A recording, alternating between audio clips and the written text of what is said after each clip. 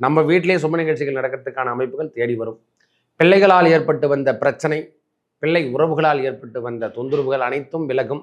உறவினருடைய சேர்க்கைகள் அதிகரிக்கும். சொந்தக்காரருடைய அமைப்புகள்லாம் சேர்ந்து வரும். பயப்பட தேவையில்லை. இளைய சகோதரன் சகோதரி அவங்க உடல்நலத்திலையும் அவங்க பிரச்சனைகளையும் கருத்து வேறுபாடுலையும் முன்னுரிமை வைக்கிற மாதிரி இருக்கும். இந்த நேரத்தில் தகாத பிரச்சனை, அதாவது சின்ன சின்ன வார்த்தைகளோடு பெருசாக பேசுறதுக்கான காலம் வரும். தாயார் உடல்நலத்தில் சற்று அக்கறை எடுத்து சனி பகவானுடைய பார்வை நேராக வரத்தால் அவங்க சொல்லுகின்ற சொல்லெல்லாம் நம்மளுக்கு கொஞ்சம் கடுமையாக தான் இருக்கும். உடல்நலத்திலையும் அவங்க உடல்நலத்துக்கு நாம் அக்கறை எடுத்துக்கணும். சுகஸ்தானம் சற்று இது வரைக்கும் இருந்து வந்த பிரச்சனையான விஷயத்துலேருந்து சுகஸ்தானமும் கொஞ்சம் பாதிக்கிற மாதிரி இருக்கு சாமி. நீண்ட தூரம் இரவு நேர பயணம் இதெல்லாம் தவிர்த்து கொள்ளுங்கள். பரவாயில்ல சாமி. ராகு பகவான் நல்ல இடத்துல இருக்கிறதும், கேது பகவான் நல்ல இடத்துல, சனி பகவான் 10ஆம் இடத்துல இருக்கிறதும் ஒரு யோகம் தரக்கூடிய அமைப்பு தான். ஜென்ம குரு மட்டும்தான் இருக்குது. குருமாதர்களையும் குரு ஸ்தானத்தில் இருக்கிறவங்களையும் வணங்கினாவே போதுமானது. நல்ல கல்வி சார்ந்த விஷயங்கள்லாம் முன்னேற்றம் தரும். அதில் எந்த விதமான தடையும் கிடையாது. தவறுகள் எதுவும் செய்யாமல் இருப்பது நல்லது. இடப்பெயர்ச்சி என்பது உண்டு சுவாமி. அதில் எந்த விதமான மாற்றங்கள் கிடைச்சதுன்னா அது கவர்மெண்ட்லனா இருக்கட்டும், தனியாரனா இருக்கட்டும், இடப்பெயர்ச்சி கிடைத்தால் சந்தோஷமாக மாற்றிங்க. வீடு மாற்றம், இடமாற்றம், வண்டி வாகனங்கள் மாற்றம், என்னென்ன மாற்றங்கள் இருக்குது அனைத்து மாற்றங்களையும் கொடுக்கக்கூடிய மாதமாக இந்த வைகாசி மாதம் இருக்கு. இந்த வைகாசி மாதம் மிதுன ராசிக்கு எவ்வாறு இருக்க போகுது? சூரியனுடைய நிலைப்பாடை வைத்து தான் வைகாசி மாதம் தமிழ் மாதம் என்று சொல்லக்கூடிய அமைப்பு. இதுவரைக்கும் மேஷத்தில் இருந்து வந்தார் சூரிய பகவான். இந்த மாதம் ரிஷபத்துக்கு இடம்பெறுகிறார். ரிஷபத்துக்கு இடம்பெறக்கூடிய சூரிய பகவான், அதாவது நம்ம ராசிக்கு மிதுன ராசிக்கு 12ஆம் இடத்துக்கு வராரு. நம்ம ராசியிலே புதன் பகவானும் குரு பகவானும் வைகாசி 1ஆம் தேதியே குரு பகவான் இடம்பெயர்ந்துடுறாரு. ஒரு 4ஆம் தேதி ராகுவும் கேதுவும் இடம்பெறக்கூடிய காலம் ஏற்படுது. இது வரைக்கும் 10ஆம் இடத்துல இருந்து வந்த ராகு பகவான் இப்போ 9ஆம் இடத்துக்கும், இது வரைக்கும் 4ஆம் இடம் என்று சொல்லக்கூடிய இடத்துல இருந்து வந்த கேது பகவான் இப்போ 3ஆம் இடம் என்று சொல்லக்கூடிய தைரிய வீரியத்துக்கு வரார். சிம்மத்துக்கு இடம்பெறுகிறார்.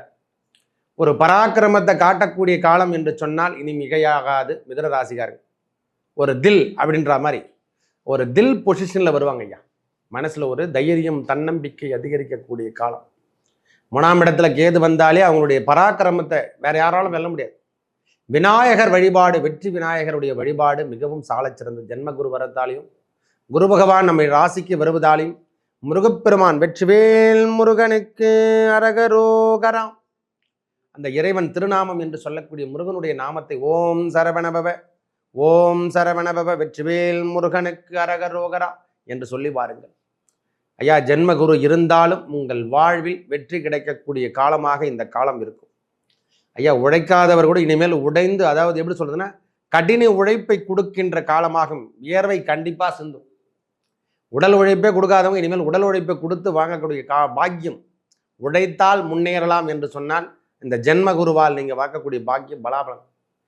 அதையும் நாம் தெரிஞ்சுக்கணும். அதுவும் இல்லாமல் 9ஆம் இடத்துல ராகு, அவருடைய பார்வை, பாக்கியங்கள் இதுவரைக்கும் கிடைக்கக்கூடிய காலம். 7ஆம் இடத்துல குருவோட பார்வையும் சனியோட பார்வையில் டக்கு டக்கு டக்குன்னு திருமணத்துக்கான வாய்ப்புகளும் காதல் திருமணங்களும் விரைவாக ஏற்படக்கூடிய காலமாக உருவாகிவிடும். அதாவது எப்படி சொன்ன காதல் திருப்பங்கள் ஏற்படும். 2வது திருமணமான இருக்கட்டும், முதல் திருமணமாக இருக்கட்டும், எல்லாத்துக்கும் ஒரு சக்சஸ் அமைப்பு கிடைக்கணும்னா அது பகவான் வந்தாதான், குரு பகவான் வந்தாதான். 5ஆம் இடத்தையும் பார்க்கறது, 7ஆம் இடத்தையும் பார்க்கறது, 9ஆம் இடத்தையும் பார்க்கறது. அந்த இடத்துல ராகு பகவானும் இடம்பெயர்ந்து வருவதும் தகரமும் தங்கமாக மாறக்கூடிய காலம். இது வரைக்கும் தந்தையார் ஸ்தானத்தில் உறவுல இருந்து வந்த கருத்து வேறுபாடெல்லாம் விலக போகுது. தந்தையால் ஏற்பட்டு வந்த துன்பங்கள், அதனால் ஏற்பட்டு வந்த பிரச்சனைகள், பூர்வீக சொத்தில் ஏற்பட்டு வந்த ப்ராப்ளம், இதெல்லாம் ஓரளவுக்கு நிலைகள்லாம் மாறி ஒரு நல்ல முன்னேற்றத்தை காணக்கூடிய காலம். இது வரைக்கும் எது தொட்டாலும் சரியில்லாத வாழ்க்கையை வாழ்ந்துட்டு இருக்குன்னா இனிமேல் தொட்டதெல்லாம் தொடங்கக்கூடிய காலமாக இந்த காலம் இருக்கும். பணவரவு அதிகரிக்கும் ஐயா. இடம் விட்டு இடம் செல்லக்கூடிய பாக்கியம் அதிகமாக இருக்கும். வெளியூர் போகிறதுக்கான வாய்ப்புகள், அதிகமான டிராவலிங் இருக்கிறதுக்கான அமைப்புகளும் ஏற்படும்.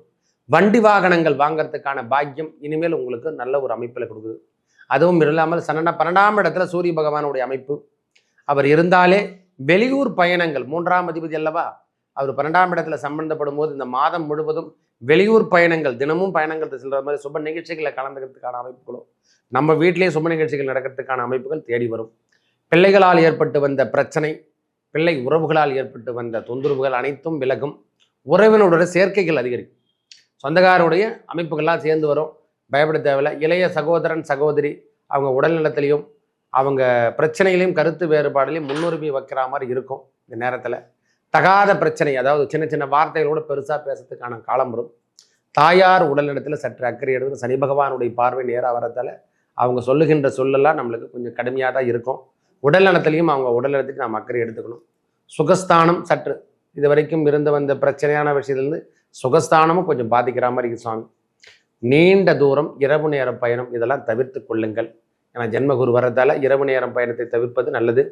இந்த சித்தர் பெருமானுடைய வழிபாடு, சித்தர்களுடைய சீவ சமாதி அடைந்து அங்கு சென்று இறைவனை துதிக்கிறது, அவங்களை பற்றி போற்றுவது, 63 நாயன்மார்களை போற்றுவது, 4 பொற்பாதமே போற்றி அப்பர் சுந்தரர் மாணிக்க வாசகர் திருஞான சம்பந்தன் என்று சொல்லக்கூடிய அந்த 4 பொற்பாதமே போற்றி போற்றி என்று சொல்ல. ஏன்னா இறைவன் அடியாருக்கெல்லாம் அடியார் தான். அதனால அடியாருடைய திருப்பாதத்தை துடித்து கொண்டாலே போதுமானது. சிவனே நம்மளுக்கு இறங்கி வந்து எல்லா வேலையும் செய்வார். குரு பகவானுடைய அருள், அதாவது முருகன் என்று சொல்லக்கூடிய முருகனுடைய வழிபடுவதும் திருப்போரூர் கந்தசாமியை வழிபடுவதும் மிதுனராசிக்கு ஏற்புடைய காலமே. ஒரே வார்த்தை சொல்லணும்னா இந்த வள்ளிமலை, திருத்தணிகை, திருப்போரூர் சென்று வர மிதுனராசிக்காரங்களுக்கு ஒரு யோகத்தை பெறுகின்ற ஆண்டாக இந்த ஆண்டு இருக்கும். அதுவும் இந்த மாதம் தொடக்கத்திலே, வைகாசி மாதம் தொடக்கத்திலே அவங்களுக்கு எல்லா விதமான முன்னேற்றத்தையும் காணப்படும். பரவாயில்ல சாமி, ராகு பகவான் நல்ல இடத்துல இருக்கிறதும், கேது பகவான் நல்ல இடத்துல இருக்கிறதும், சனி பகவான் 10ஆம் இடத்துல இருக்கிறதும் ஒரு யோகம் தரக்கூடிய அமைப்பு தான். ஜென்ம குரு மட்டும்தான் இருக்குது. குருமாதர்களையும் குரு ஸ்தானத்தில் இருக்கிறவங்களையும் வணங்கினாவே போதுமானது. நல்ல கல்வி சார்ந்த விஷயங்கள்லாம் முன்னேற்றம் தரும். அதில் எந்த விதமான தடையும் கிடையாது. தவறுகள் எதுவும் செய்யாமல் இருப்பது நல்லது. இடப்பெயர்ச்சி என்பது உண்டு சுவாமி. அதில் எந்த விதமான மாற்றங்கள் கிடைச்சதுன்னா அது கவர்மெண்ட்லனா இருக்கட்டும், தனியாரனா இருக்கட்டும், இடப்பெயர்ச்சி கிடைத்தால் சந்தோஷமாக மாற்றிங்க. வீடு மாற்றம், இடமாற்றம், வண்டி வாகனங்கள் மாற்றம், என்னென்ன மாற்றங்கள் இருக்குது அனைத்து மாற்றங்களையும் கொடுக்கக்கூடிய மாதமாக இந்த வைகாசி மாதம் இருக்கு. நிறைய பேருக்கு ஆஃபரான காலங்கள், லாட்டரி யோகங்களுக்கு கிடைக்கிறதுக்கான வாய்ப்புகள் உண்டு. வெளியூர் பயணத்தால் நிறைய ஆதாயத்தை பெறுகின்ற மாதமாக இந்த மாதம். ஒரு 26 தேதிக்கு அப்புறம் தெரியும். ஏன்னா செவ்வாய் பகவான் 2ஆம் இடத்திலிருந்து அவர் இடம்பெயர்ந்து 3ஆம் இடத்துக்கு செல்வது இன்னும் ஆளுமை திறமையும் கம்யூனிகேஷனும் அதிகரிக்கக்கூடிய வாய்ப்புகள். ஒரு மனிதனுடைய வாழ்வில் தவறான பாதைகளும் தரமரவும் இல்லாமல் போச்சுறானா அது 2ஆம் இடம் அல்லவா. அந்த தனவரவு இருக்கக்கூடிய இடத்துல செவ்வாய் பகவான் நீச்சகதி பெற்று இப்போ 3ஆம் இடத்துக்கு செல்லும் போது தனவரவு அதிகரிக்கும். லாபாதிபதி 3ஆம் இடத்துல வெளியூர் பயணத்தால் லாபங்கள் கிடைக்கின்ற வாய்ப்பு உண்டு. தனவரவு அதிகரித்து கொண்டே இருக்கும். கவலைப்படாதீங்க ஐயா. சுக்கிர பகவானும் இடம்பெயர்ந்து இந்த மாசமே ஒரு 16ஆம் தேதிக்கு அப்புறம் இது வரைக்கும் 10ஆம் இடத்துல இருந்து வந்த சுக்கிர பகவான் உச்சம் பெற்று 11ஆம் இடத்துக்கு வருவது ஒரு சால சிறந்தது.